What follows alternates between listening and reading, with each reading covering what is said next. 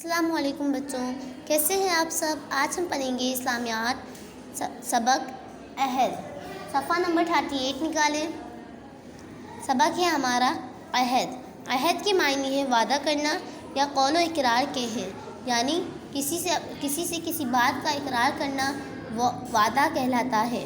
وعدے پورا کرنے کو ایفائے عہد کہتے ہیں، یعنی کوئی شخص اگر کوئی بات کا اقرار کرتا ہے، کوئی قول کا اقرار کرتا ہے اور اسے پورا کرے تو اسے ایفائے عہد کہتے ہیں۔ عہد کی دو اقسام ہیں۔ پہلی قسم یہ ہے کہ جو اللہ اور بندے کے درمیان ہے، جس کا اقرار اس نے کلمہ پڑھ کر کیا، یعنی کلمہ پڑھ کر ہم نے یہ اقرار کیا کہ لا الہ الا اللہ، یعنی اللہ کے سوا کوئی عبادت کے لائق نہیں۔ ہم نے یہ اقرار کیا ہے کہ اللہ تعالیٰ کے سوا کوئی عبادت کے لائق نہیں ہے، اس کی ذات میں کسی کو شریک نہیں ٹھہرانا، تو یہ ہم نے اپنے آپ سے یہ وعدہ کیا ہے، یہ قول ہے، یہ بھی وعدہ کہلاتا ہے اور ہمیں اس وعدے کو پورا کرنا ہے۔ یہ وعدہ پورا کرنا کیا کہلائے گا؟ ایفائے عہد کہلائے گا۔ وعدے کی دوسری قسم یہ ہے کہ جو ایک شخص اور دوسرے شخص سے ہوتا ہے، یعنی اگر ایک شخص کا دوسرے شخص سے کچھ معاہدہ ہوتا ہے، کسی بات پر کچھ طے پاتا ہے تو وہ بھی وعدہ کہلاتا ہے۔ ان دونوں کا ایک بات پر متفق ہو کر کچھ بات طے پانا بھی وعدہ کہلاتا ہے، اور اسے اس بات پر پورا کرنا بھی وعدہ کہلاتا ہے۔ اگر وہ وعدے کو پورا کرے گا تو اسے ثواب ملے گا، اور اگر وہ وعدے کو پورا نہیں کرے گا تو اسے بہت زیادہ گناہ ملے گا۔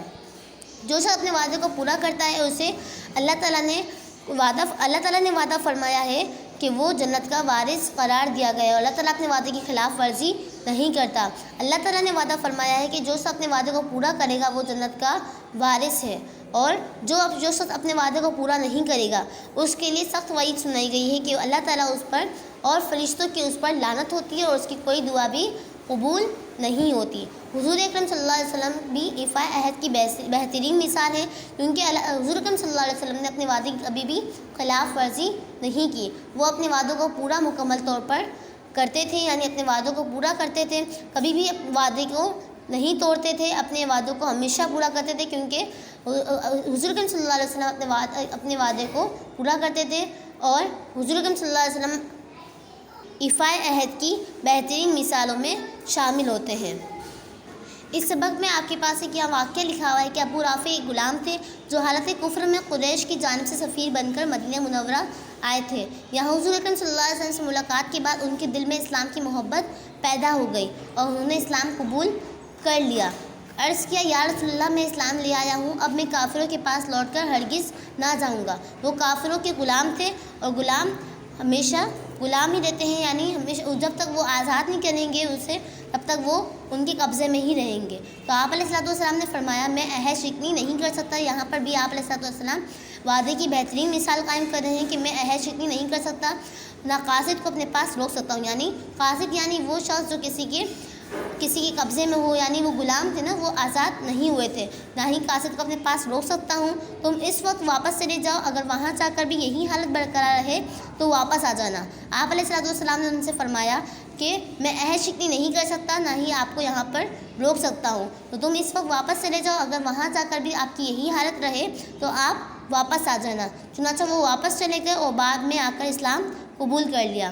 اس واقعے سے ہمیں یہ سبق ملتا ہے کہ وعدہ ہر حال میں پورا کرنا چاہیے، اور وعدہ پورا کرنے سے ہمیں بہت سارے فوائد حاصل ہوتے ہیں، بہت سارے فائدے حاصل ہوتے ہیں، انفرادی فائدے بھی حاصل ہوتے ہیں اور اجتماعی فائدے بھی حاصل ہوتے ہیں۔ وعدہ پورا کرنے سے اچھا معاشرہ تشکیل پاتا ہے، لوگوں میں ایک دوسرے پر بھروسہ قائم ہوتا ہے، معاشرے میں اعتماد ہوتا ہے، ایمانداری کی فضا قائم ہوتی ہے، بین الاقوامی سطح پر کاروباری لین دین میں اس ملک کی ساکھ بہتر ہوتی ہے، ملک جس کے باشندے طے شدہ معاہدوں کی پاسداری کرتے ہیں۔ سب سے بڑھ کر یہ ہے کہ اللہ تعالیٰ ہم سے راضی ہوتا ہے، اور جو اپنے وعدے کو پورا کرتا ہے تو اللہ تعالیٰ نے اس کے لیے کیا رکھا ہے؟ جنت کا وارث قرار دیا ہے۔ تو ہمیں اپنے وعدوں کی پابندی کرنی چاہیے، اور وعدہ کرنے سے پہلے بھی یہ سوچنا چاہیے کہ اگر ہم یہ وعدہ پورا کر سکیں گے تو ہم وعدہ کریں، اگر ہم یہ وعدہ پورا نہیں کر سکیں گے تو ہمیں وعدہ نہیں کرنا چاہیے۔ تو ہمیں بھی یہ سوچ سمجھ کر وعدہ کرنا چاہیے کہ ہم یہ وعدہ پورا کریں تو ہم وعدہ کریں، اگر ہم وعدہ پورا نہیں کر سکیں گے تو ہمیں وعدہ نہیں کرنا چاہیے۔ آپ کا گھر کا کام یہ ہے کہ آپ کو اس سبق کی پڑھائی کرنی ہے بہت اچھے سے، اور صفحہ نمبر 40 کا سوال خالی جگہ مکمل کرنی ہے، درست فقرات پر صحیح و غلط کا نشان لگانا ہے اور صحیح جواب پر دائرہ لگانا ہے۔ یہ کام آپ کو کتاب میں ہی کرنا ہے اور سبق عہد کی پڑھائی کرنی ہے۔ ٹھیک ہے، اپنا بہت سارا خیال رکھیے گا۔ اللہ حافظ۔